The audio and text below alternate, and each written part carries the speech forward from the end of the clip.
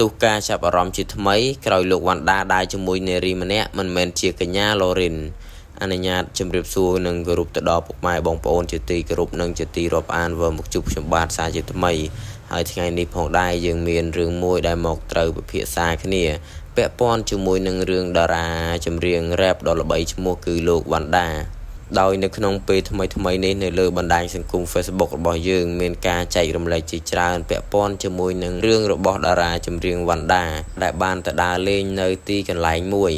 ហើយពេលនោះក៏មានបងប្អូនមហាជនយើងជាច្រើនផ្ទុះការចាប់អារម្មណ៍ពាក់ព័ន្ធជាមួយនឹងនារីម្នាក់ដែលបានដើរជាមួយនឹងលោកវណ្ណដា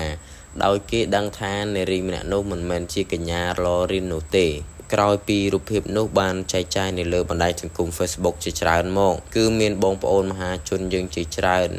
បានចោទជាសំណួរសួរទៅលោកវណ្ណដាថាតើទំនាក់ទំនងរបស់លោកជាមួយនឹងកញ្ញាឡូរិនដើរដល់កម្រិតណាហើយពីមុនធ្លាប់តែឃើញផ្អែមល្ហែមជាមួយគ្នាតែមួយរយៈនេះហាក់បីដូចជាស្ងាត់ស្ងៀមទាំងសងខាងក្រោយពីបានស្ងាត់មួយរយៈនេះមកឥឡូវចេញមកថ្មីនេះគឺលោកវណ្ណដាធ្វើឲ្យបងប្អូនមហាជនយើងជាច្រើនជាពិសេស fan របស់លោកផ្ទុះការចាប់អារម្មណ៍ពីពេញបណ្ដាញសង្គម Facebook តែម្ដងដោយការចេញមកលើកនេះគឺលោកបានបណ្ដានារីម្នាក់ដែលមិនមែនជាកញ្ញាឡូរិន